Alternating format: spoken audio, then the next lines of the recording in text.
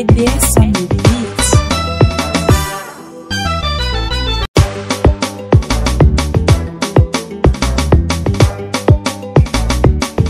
LVDS on the beat.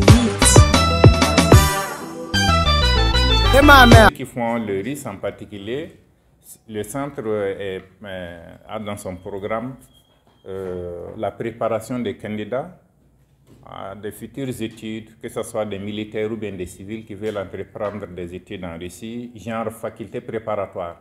Au lieu d'aller en Russie faire toute une année pour apprendre le russe, on leur fait cette formation-là ici, année en année. On a le personnel, on a les moyens. Et il y a les laboratoires, il y a les salles de classe. C'est vrai que c'est un peu distant de la ville, c'est un handicap, mais tout est là pour assurer la formation, toutes les ressources. Le responsable du centre même, c'est quelqu'un qui a fait sa formation universitaire en Russie, à l'ex-Union soviétique. Donc il parle correctement russe, il enseigne le russe. Docteur Ibrahim Abdoulaye, je suis enseignant-chercheur à la faculté des lettres, langues, sciences du langage au département anglais. Quel est l'objectif de cette visite de la part des Russes? Bon, l'objectif de cette visite de la part de nos partenaires russes, c'est de découvrir les centres de langue qu'on vient d'ouvrir au sein de notre faculté. Le centre universitaire de langue est un centre qui couvre l'apprentissage dans toutes les langues étrangères et même les langues nationales du Mali. Donc leur visite vient en appui au centre. Quels sont les objectifs même de ces centres? Bon, les objectifs de ce centre, c'est d'apprendre. Donc d'apprendre les langues aux auditeurs qui seront intéressés, des auditeurs nationaux comme même internationaux. Parce que le centre a, comme vous voyez, 8 salles de labo langue bien équipées, avec des bureaux, tout.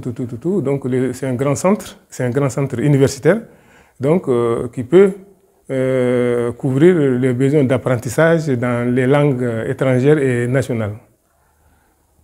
À l'issue de cette réunion avec vos partenaires russes, qu'est-ce qui est sorti à l'issue de cette réunion?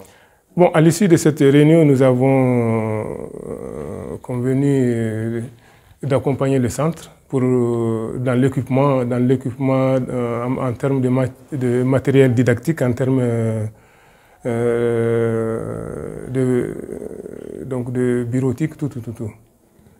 Concrètement, qu'est-ce que vos partenaires russes vont accompagner? Bon, les partenaires russes vont nous accompagner avec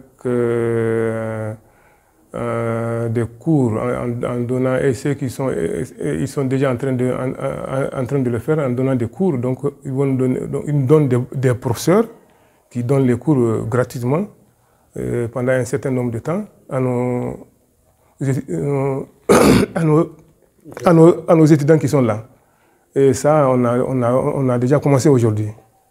Donc il y a 2 professeurs qui sont là et qui sont totalement disponibles pour faire les cours en langue russe. Я представляю Ассоциацию экономического сотрудничества со странами Африки. Elle représente une association de partenariat économique avec les pays africains. Я занимаюсь в ассоциации гуманитарными вопросами. Dans l'association, elle s'occupe des questions humanitaires. Это, можно сказать, главная организация в России, которая занимается африканским направлением. C'est la principale organisation en Russie qui s'occupe des affaires orientées vers l'Afrique. Мы работаем совместно с администрацией президента и министерствами Российской Федерации. Il travaille avec l'administration du président et également les différents ministères. В частности, Министерство иностранных дел, Министерство образования, Министерство экономики. Surtout le ministère des Affaires étrangères, le ministère de l'Éducation, le ministère de l'Économie. Сюда мы приехали с гуманитарной миссией. Ici, ils sont actuellement avec nous pour une mission humanitaire. Совместно с нашим замечательным космонавтом, героем России. Avec notre cosmonaute, héros de la Russie. Сергей Куцверчков. Sergei Kuzverchkov. который... Да. Docteur Simon Asiati, président-directeur général de Scolaris Finance.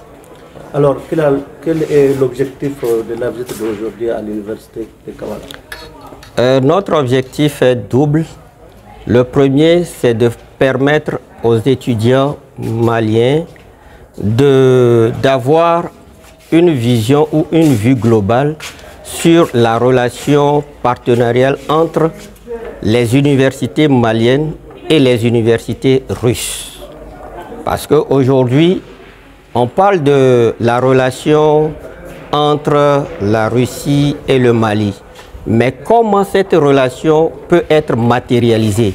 Elle ne peut être matérialisée qu'à travers l'éducation, d'où nous avons permis à nos partenaires russes de venir présenter certains programmes à l'université. Alors, vous avez rencontré les doyens, vous avez échangé. Est-ce que nous pourrons connaître un peu des choses qui ont été passées entre vous? Déjà, avant de parler de ce que nous avons échangé, je tiens tout d'abord à remercier Dr Afo, le doyen qui a facilité cette rencontre. Parce que sans leur facilitation, rien ne pouvait être fait.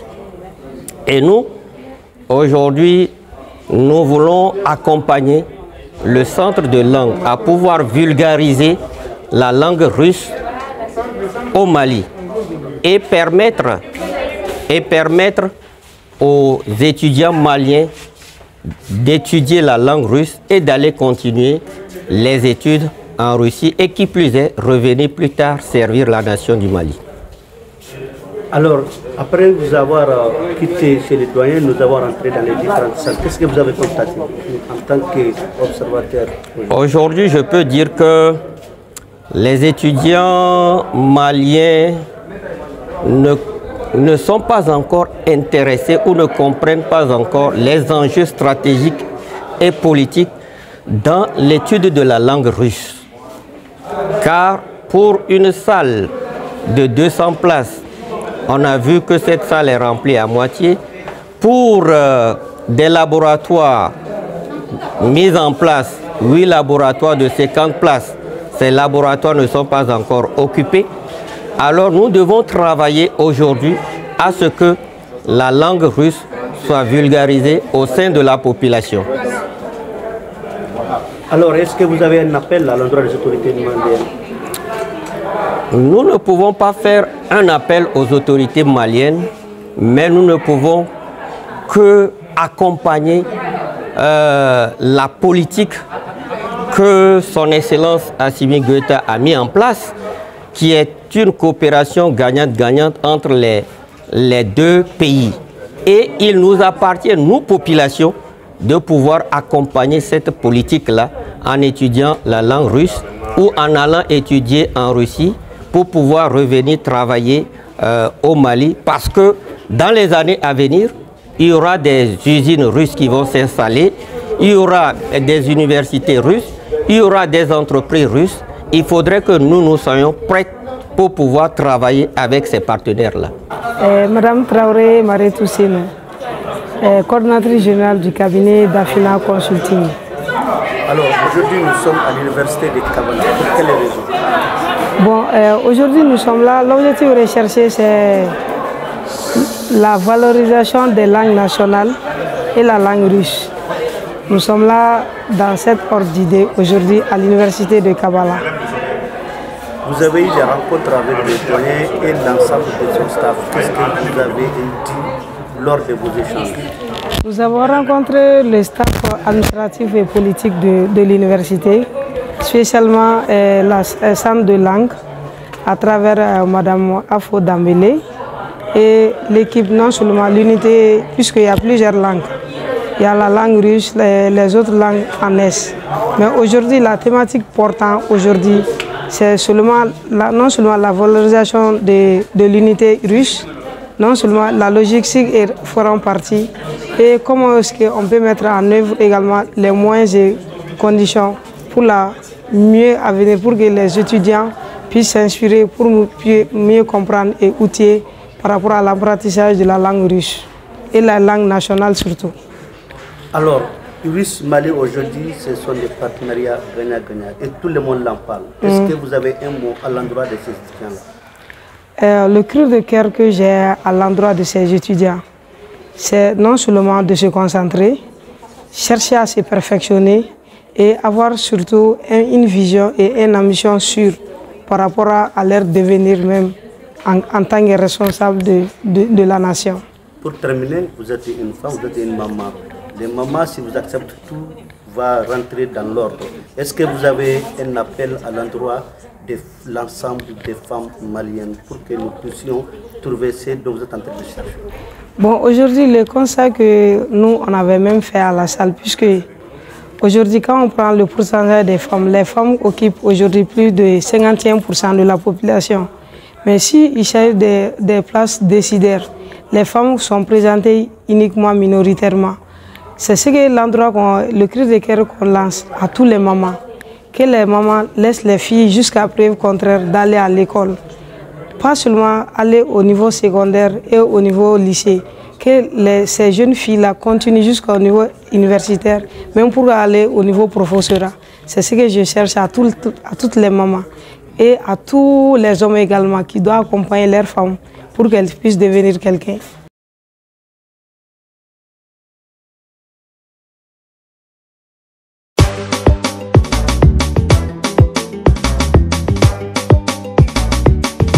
LVDS